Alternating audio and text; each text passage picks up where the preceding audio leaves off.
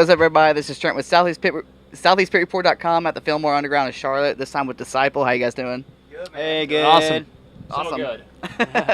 All right, so introduce yourselves and what y'all do real quick. I'm Andrew. I play guitar. Josiah, I also play guitar. I'm Joey. I play drums. I'm Kevin, and I sing. Awesome. So before this, I don't play guitar, but You can say that if you want. And just to clarify, we each play a separate guitar. Right. you don't share it or anything? But you Or- should play the same guitar. That would be pretty We're cool. working on a master dual guitar that can be played by 2 men or women. Have you seen the Nothing More bass thing they do, where they have the big Yes. bass thing and they just all play it? I saw that live a couple years ago. It was amazing. Sounds cool. Sounds rad. Yeah, Need to y'all see should look this. that up. It's pretty All right. sick. But yeah, we're watching some football in here, a little bit Falcons, Seahawks, and all that. So who y'all pulling for right now? They are pulling for no one. Well, who are you pulling for?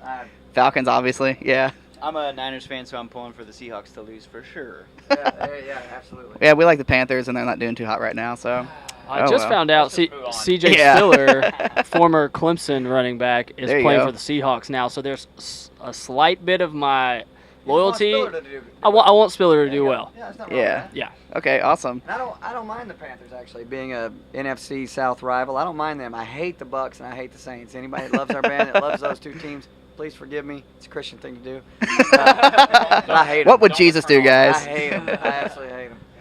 All right, sweet. So you guys are on this tour with Red and everything. So how's that going for you guys as a band? It is great. Our album just came out 2 days ago, and so this whole tour has kind of been exciting because we've been building up to the album release. Now it's out. We're playing some new songs. It's a really fun time. All of our friends are in the rest of these bands, so it's a great tour. Okay. Really cool. Awesome. Now, this album's interesting for you guys because it was crowdfunded. You guys got well over the $60,000 that you guys needed. So, what was that like going into it with no label money? It's all funded money. How'd that go versus what you guys have done in the past? It was a lot easier than last time. Last time, we'd never done a Kickstarter before, and it's one of those things when you do a Kickstarter, you find out how much your fans actually like you. There's really no, the truth meter comes out. So Oh, to yeah. speak. And so we knew that we would have some support, but as always, we're kind of just overwhelmed by how much support that we got. We really have. I don't know that we necessarily deserve it, and we just really have the greatest fans that anybody could ask for. So, it's and we're really. They haven't even heard the album, so they're just hoping that it'll be Oh, good. yeah. And so after hearing their response that they're actually liking it and enjoying it, that means the world to us for sure. Okay, so what made you guys, want to do that versus doing the typical, here's some money, go record the record kind of thing? We did it on our last album, Attack, and it went also very well then. And we learned a lot of things, and we kind of thought, it worked well, but we also kind of know how to do it better this time around. And we just really loved the aspect of keeping all the creative control within the band, writing the songs, choosing the producer, choosing the mixer, choosing what music videos we want to do. All that stuff is just kind of in our plate, and we like it that way. So we figured, we'd written a lot of great songs that we thought were really good, and we were like, let's just go to the fans again and see if they like the last album enough to want to pledge again. All right, so this might be a little personal, so if you guys don't want to answer this one, that's okay. But a lot of bands, when they get well over the amount. O negative is my blood type. AB negative. Oh, go ahead. I don't even know. What's your blood type? C minus. All right, but you guys had well over the $60,000 needed and stuff. So what did you guys do with that extra money? Did you put it back into the recording to do more stuff with it, or what? We're working on a giant Scrooge McDuck pool of coins that we can jump into. So we'll post. We're gonna post a time lapse video of us setting that up soon. We already got the snorkels. Scrooge McDuck. That really. I have just this mental image of us backstroking in a pool of coins right now. Probably really uncomfortable. It would be the Do worst. like an old school Be the MTV worst. Cribs episode with that or something. Some of the stuff that we've done with extra money, it goes into even music videos that we are planning and lyric videos. That stuff is not free. Oh, yeah. Marketing, promotions, every ounce of money, or every dollar. Yeah. There we go. Every dollar that was given is going back into the record because we want to make the record as successful as possible. And to do that, with promotions and marketing and all that those people have to get paid too. Oh, yeah. And One thing people don't realize as an independent band, even when you're partnering with a record label, we still have to pay for everything. Yeah. If they're doing the work, marketing, whatever, if we want to run a ad in a magazine or do anything on the internet or whatever, we're the ones paying for it. The record label is not paying for it, even though they're distributing our album. So we are actually the record label and everything. So it's extremely helpful for us to go over the goal. The goal was just to actually record the album, to actually make the album successful, to get it out there and do all of the marketing things that can make it better, which is music videos and so many different other things, really. It takes above and beyond those things. So whenever we get to go over the goal, we get to do a lot of those things that we otherwise wouldn't get to do, and it's really, really good. Okay, so what's it been like partnering with BEC, Tooth and Nail, and all those guys? it's been awesome. I cannot believe what I'm about to say, like how awesome it's been. I mean, they are a great team. They've got a lot of different people in a lot of different areas that handle things, and each one of them does their job really well, and it's been a pleasure working with them. That's awesome. Communication is key, and their communication skills are very, very good. That's You good. could say that they Go Tooth and Nail. nailed it. And I would say that. All right. This is every day. This is every day. It's just, Scrooge McDuck. Tooth and nailed it. Whatever. There will be 16 more puns by the end of this interview, for sure. All right, so we're gonna pick on Joey here a little bit. This is that. this is his second album with you guys and everything. So what did he bring to the table with Attack and now this record that you guys didn't have there before? And how have you guys grown with Joey's drumming and all that, being a presence of the band now? Say nice things. It's my birthday eve. Birthday Eve. Joey, on Attack, he came in way late in the process after all the songs were already written, demoed. We had the schedule for the studio set. We knew what we were doing. He came in, learned the songs, and played them, and definitely added a lot of his own, flavor and made them better. So this time was different because he was involved, from the beginning as far as hearing the inceptions of these songs and when they started out, what they became, giving inputs. We're jamming them in sound check for the past year, just kind of feeling stuff out. And so it was really cool for us all four to collectively birth the songs from the beginning to the end. Yeah. One thing about Joey, that these guys they'll write songs and demo out drum parts, for whatever, and that doesn't mean that he'll play exactly the same drum parts. But what they do is they do impossible drum parts a lot of times as a joke, and there's never been a drum part he's not been able to do. So they'll do things as a joke, and I specifically remember one in particular, and they were like, well, I mean, we just put it in there because we just thought, at least on the demo it'll be like, it's like Joey, and then Joey goes and does it. So, that's exactly what I was going to say. When Josiah and I are writing the guitar parts, programming drums, it's like a contest to see who can come up with the biggest that Joey can't do. punchline drum fill, Oh, okay, yeah, I've done 64th notes. A lot of triple kick stuff. I don't even know how he does it. Yeah, triple kicks, you yeah. borrow someone else's leg. That's it. I have 3 hands. You have been doing that. I only have 3 hands. All right, so Long Live the Rebels. What does that name mean, and what's the whole concept of this record? And what you guys want to create with this, and the lyrics and all that? It comes from the idea and the concept of, like, when I was a kid, being a rebel meant obvious things, doing things that the good kids weren't supposed to do, stepping outside that, somebody from the other side of the tracks, if you will. And it seems that, we're constantly surrounded by today's generation of youth, and it seems like that this generation of youth, that's more of the norm. It's actually normal and culturally acceptable to be one who is on the other side of the tracks and has this going on or that going on. Like, so for example, to be a virgin would be very abnormal and very, whatever.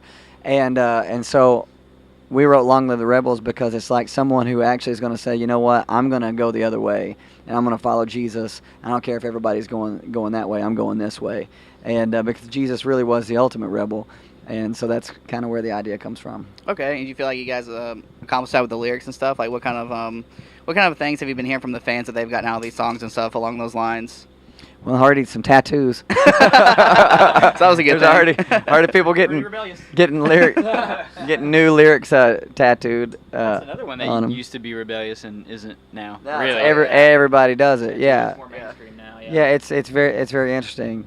Yeah, man. You know, one of the way that we like to try to write songs is you know there's two ways to look at it. You know, there's the musical and the artistic aspect of a song, but sometimes there's songs that can transcend just the musical and artistic aspect of it and actually emotionally connect with the listener. Oh yeah. And that's the kind of songs that we want to write. And that's why we don't just try to write songs about positivity and songs about just the good aspects of walking with Jesus and having a relationship with him, but also the doubt that comes along, the struggles that comes along, the anger that comes along, all those things. We want to be honest and write about all of those things and not just try to paint, you know, some unrealistic picture of what it means to be a human and have a human experience and a relationship with God. Okay. And whenever we write things with those experiences, we find that they emotionally connect with people, because people who are going through something where they feel like the only way they're going to be able to get through the day is to cut themselves, you know, 9, 10, 11, 12, 20 times.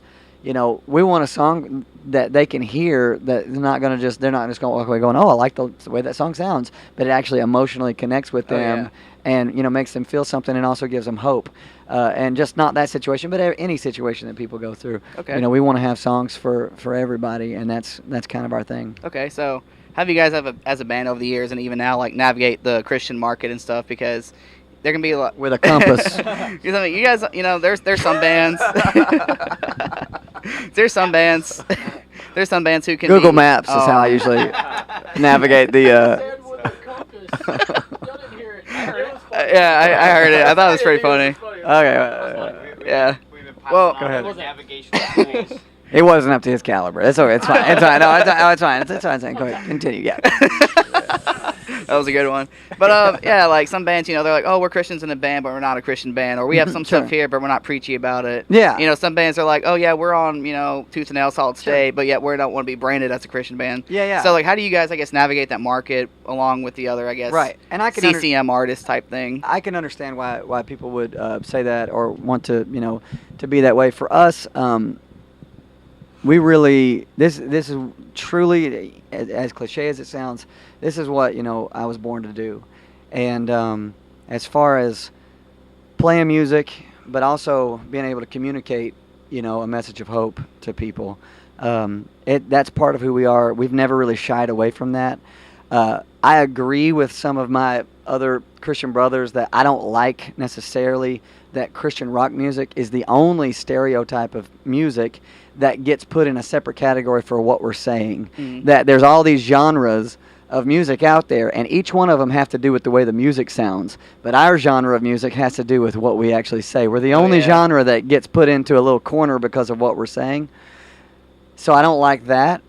But at the same time, I'm nowhere near ashamed of what I'm saying, Oh, because yeah. I believe as Christians, and not to condemn and not to judge and not to make any other Christian feel bad like they're falling short, because these guys know I'm nowhere near perfect, so I'm not saying it to make anybody feel bad. But as a Christian, how would you not want to share this awesome, beautiful gift that you've been given with others? How could we not want to do that? Why would we not want to do that? And we're not ashamed of it, and we're never going to be. Okay, awesome. So what do you guys have coming up for, I guess, the rest of this year, early next year, maybe with this record and all that, or touring wise, or all that cool stuff? The rate we're going, we're gonna have a new album out in like 4 months. New demos have actually started. being Yeah, passed around. I turned in a demo last week. I was like, I'm sorry, I don't know. Super Bowl halftime show? I mean, we're not supposed to. We can't comment on that right now. I'll just say that. Well, they want The to. last leg of the tour, we're They doing want some us shows to with Lady pretend Gaga. we're playing our instruments, and we won't do it. Backtracks for days, right? Backtracks for days, right? Flea called him and said it's not worth it. what those are. Resist the devil and he will flee. Yeah. No, we're finishing up this tour, and we've got a couple of one-offs in November, I believe, and then we're going to Germany in December, which we've been doing for many years now, for a show called Christmas Rock Night that we love. And come, Best show of the year. it really is the best show. And yeah, we're just gonna keep writing. We're kind of in a great creative groove, and so we're just gonna keep writing songs and playing shows. And we're gonna be on City Rock Fest tour again next year in the Well, spring. Andrew's in a great creative groove, but you know, right, let's keep right. That's what I meant. Yeah. Keep that going. And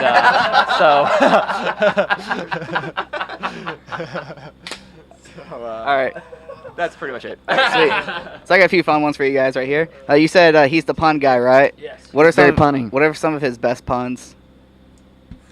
He's throwing some good ones around just now. We might need to start with the worst. Okay, where's Our way back. or what is his? Whenever he swings and worst pun? misses, he'll say it at least 7 more times, Yeah. thinking that maybe the second Well, or third see, time it's it'll not go really a better. miss, it's that there was just not enough attention being paid to the. Just want to make sure it doesn't go over anybody's All right, head. overall- Did you not hear how awesome that funny pun was? All right, so like, what's his worst pun of the day so far? Of the Today? day? Yeah, of He today. hasn't been around today. 'Cause, Yeah. we're in his hometown, so he hasn't been here all day. Oh, okay. Hiding. So, Or the tour, I guess. I don't know. I mean, we don't. I don't. There's- Re- there's I don't so really. many that- There really are so many. I haven't really kept a log of the good and bad ones so because. if a bad pun happens, like if he says something and he like gets quiet and waits for everybody's reaction, if it's not good, he either will start going, "Guys, did you hear what I said?" And then he will start explaining it, making his case as to why it was funny, or it'll be immediately we all throw up the X's and go. Right. So, and then if it's a good Everybody one, says. obviously we laugh. But honestly, everybody in this band, since being around Josiah, we've all become, pretty punny. Pretty Here's funny. the- We- listen- we here's our actually think he's podcast funny. to hear the puns because our podcast is called Bus Banner. It's on the podcast store or whatever. Thanks, Grandpa. Is this a real thing? It is a real thing. Okay, I need to listen to this one It's then. basically this, but full of puns, and that's the only real existing log of the Right, puns. yeah. Like we don't remember them. Here's the thing: is you know how if your land is in a feast time, then maybe you're not wise. You don't store up for the famine. These guys, they get it every day, just nonstop. So they're not storing up the catalog of my jokes to tell later because Our pun stores Hey, are dry. what- Just What time is Sunday school I over? think- the Book of Leviticus. What the heck is that? Stored up for fifth hand was like. Like in case I break my leg. And Where's keep them your on tour, Where's your coat you're of many gonna need colors? my- Pretty positive the guy that stored the one talent got rebuked. And on that note, I am Trenton, and this is Disciple with SoutheastPillReport.com. Thanks for watching. I think it was said best in Song of Solomon 18:1.